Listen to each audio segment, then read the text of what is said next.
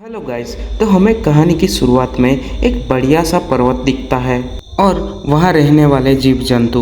और फिर थोड़ी ही देर में उस पर्वत को नींद आने लगती है और वो सो जाता है और सदियाँ बीत जाती है, फिर भी वो नहीं जगता। कई सारी ऋतु निकल जाती है, फिर भी वो सोया रहता है। जैसे जैसे ऋतु बदलती है वो छोटा होता जाता है। वो बड़े से पर्वत में से छोटा सा गोल आकार का बन जाता है।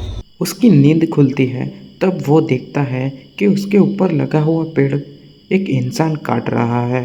फिर वो इंसान उस लकड़ी को लेके वहाँ से चला जाता है। फिर उस पर्वत को ज़ोर ज़ोर से आवाज़ें सुनाई देने लगती है जो इंसानों द्वारा हो रही होती है। फिर वो पर्वत वहाँ से निकलता है और वहाँ से चलने लगता है। वो काफ़ी देर से चल रहा होता है। वो एक जगह पे जाता है और वहाँ पे जाके फिर से सो जाता है। वो सोया ही होता है तब तक दो इंसान आते हैं और उसे रस्सी की मदद से खींचने लगते हैं। उसे वहाँ से निकालते हैं और उसे लेकर घर चले जाते हैं।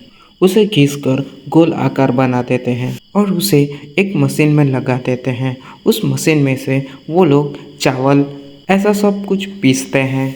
उसकी मदद से वो लोग घंटी बना देते हैं। ऐसे ही सदियाँ बीत जाती हैं। फिर आते हैं सिपाही लोग, उसे निकालते हैं, उसे उठाते हैं और वहाँ से लेकर उसे चले जाते हैं। फिर उसे बाहरी चीज़ की मदद से उसे तोड़ देते हैं। फिर उसको छोटा सा गोला बना देते हैं और फिर उसे तोप में लगा देते हैं। उस तोप की मदद से एनिमी पे हमला करते हैं।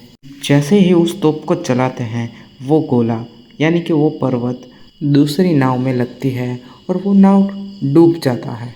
फिर वो पर्वत जो आकार में था उससे भी छोटा हो जाता है। अब तो वो पानी की लहरों से भी इधर उधर चला जाता है। वो वहाँ टिके रहने की बहुत कोशिश करता है लेकिन वो वहाँ से निकलकर किनारे पहुँच जाता है। फिर वो वहाँ से उठता है और वो वहाँ से चला जाता है। वो चलते चलते चलते एक जगह पे आके रुक जाता है। वो थक गया होता है इसलिए वो वहाँ पे जगह एडजस्ट करता है और वो वहीं पे सो जाता है। और वो सोया ही होता है और उसे एक इंसान उठा लेता है। तो दोस्तों, ये कहानी यहीं पे ख़त्म नहीं होती, इसका पार्ट 2 जल्द ही आएगा। और ये आधी अधूरी कहानी आपको कैसी लगी कमेंट में ज़रूर बताना। और आपको पार्ट 2 जल्द ही चाहिए तो कमेंट में जल्दी लिखो।